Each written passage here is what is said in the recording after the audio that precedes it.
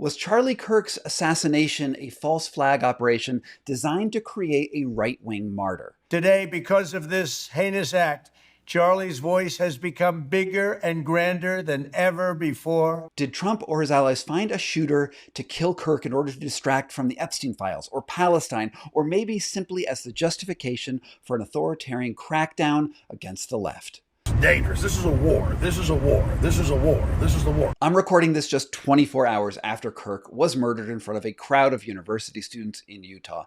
He was on a national speaking tour aimed at unifying the MAGA base. And we don't know a lot about the shooter right now, other than he was seen on the roof of a building across the quad. Police have announced that he was of college age and that they recovered a bolt-action rifle near the scene. At the moment, we have no official motive and no suspect, but that hasn't stopped the president from preparing his base for war. For years, those on the radical left have compared wonderful Americans like Charlie to Nazis and the world's worst mass murderers and criminals. This kind of rhetoric is directly responsible for the terrorism that we're seeing in our country today. In a video filmed at the Resolute desk that frankly looks like it's been filtered through some sort of AI enhancement, Trump compared this attack to other recent acts of violence against his political allies, while notably omitting any mention of violence against his political adversaries. From the attack on my life in Butler, Pennsylvania last year, which killed a husband and father, to the attacks on ICE agents, to the vicious murder of a healthcare executive in the streets of New York, to the shooting of House Majority Leader Steve Scalise and 3 others, radical left political violence has hurt too many innocent people and taken too many lives. Somehow he forgot to mention the assassination of the Democratic Minnesota House Speaker Melissa Hortman and her husband in June of this year.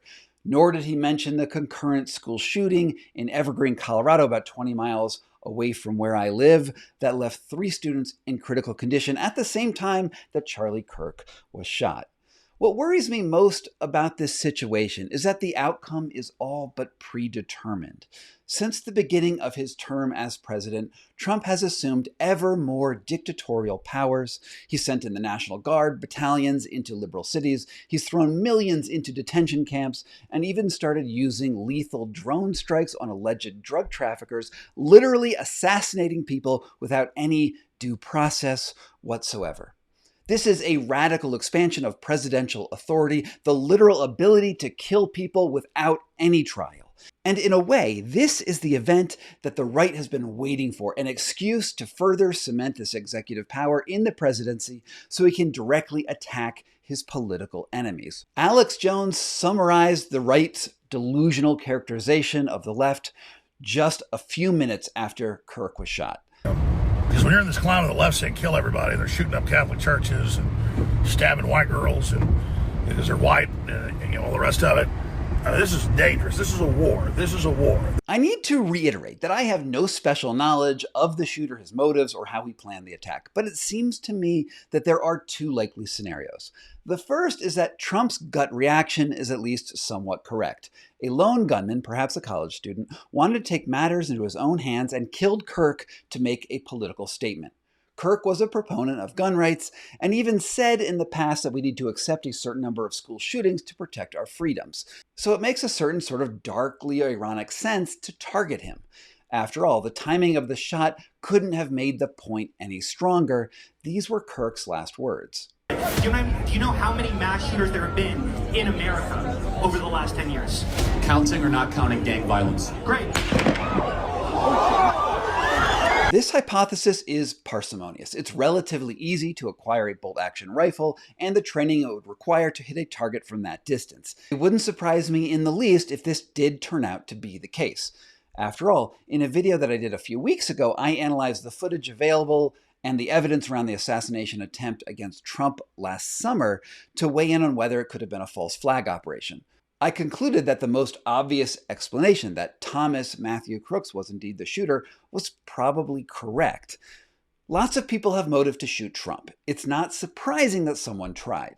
However, unlike in the Crooks situation, we don't have enough information right now to rule out that perhaps Kirk was the target of a false flag operation in order to rally the Republican base. At the very least, the playbook that Trump is following right now is obviously designed to divide America into political camps and justify further attacks on his opposition. Trump is not claiming that the shooter was a lone gunman. Instead, he blames the totality of what he calls the radical left.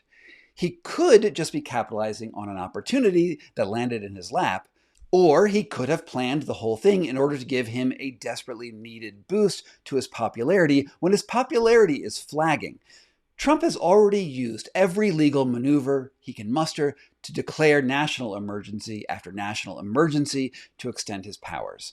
Why do we think that he might not be willing to sacrifice a minor character in a pantheon of conservative pundits to further his political ends? Prior administrations, after all, have used similar tactics. In 1964, U.S. intelligence falsely represented an attack on the USS Maddox in the Gulf of Tonkin and used it as a pretext to declare war in Vietnam. Then in 2001, Colin Powell falsely stated that there were weapons of mass destruction in Iraq to convince the American people that we had to invade there. More recently, Russia has used false flag operations in Ukraine to invade the Donbass, and the CIA has orchestrated military coups all over the world, from Iran to Guatemala, and even assassinating political leaders. It is entirely possible and within the capabilities of the Trump administration to sacrifice one of its own to further its political ends. While we will hopefully get more evidence in the coming days as to who the shooter was and his motives, we must be wary about how this one event will absolutely be used to its maximum propaganda value by Trump and his allies. Indeed, and this is my last point, there is one very clear example of how a similar situation was used in the past. In 1933, Horst Wessel, a leader of the Nazi paramilitary group known as the Brown Shirts, was murdered by two members of Germany's Communist Party. The very next day, the Nazi propaganda minister, Joseph Goebbels, declared him a martyr, and he was elevated to near sainthood by the regime. Nazi propagandists wrote up an anthem called the Horst Wessel Song, whose lyrics go like this: "Comrades shot by the Red Front, and our reaction, march in the spirit with us in our ranks. The street is free for the brown battalions. The street is free for the stormtroopers. Millions full of hope. Look at our swastika." These were Trump's words right after Kirk was shot. For years, those on the radical left have compared wonderful Americans like Charlie to Nazis and the world's worst mass murderers and criminals. It seems to me that he's making the comparison to the Nazis himself just fine. And with that, I have to say thank you so much for watching this video. I have other videos in this feed that go deeper into the roots of MAGA ideology, and perhaps you might like this one that I put out this week on Edward Bernays, the founder of modern propaganda, who influenced both the Nazis and the American CIA. And let me subtly suggest to you that supporting this channel is one way that you can keep independent journalism like this alive and thriving. This is not the sort of analysis you are going to see in the mainstream media. I'd love you to go check out my newsletter. It's called Magnetic North. It's over at Substack at sgcarney.substack.com, where you'll get my thoughts delivered right to your inbox, while YouTube is probably going to demonetize everything else that I do. My premium subscribers, you guys pay $8 a month and get early access to my videos and an online chat community. But most importantly is that you keep me on the air so that these messages can get out when so many of them are being suppressed. From PokeyBear LLC in Denver, Colorado, this was Scott Carney Investigates.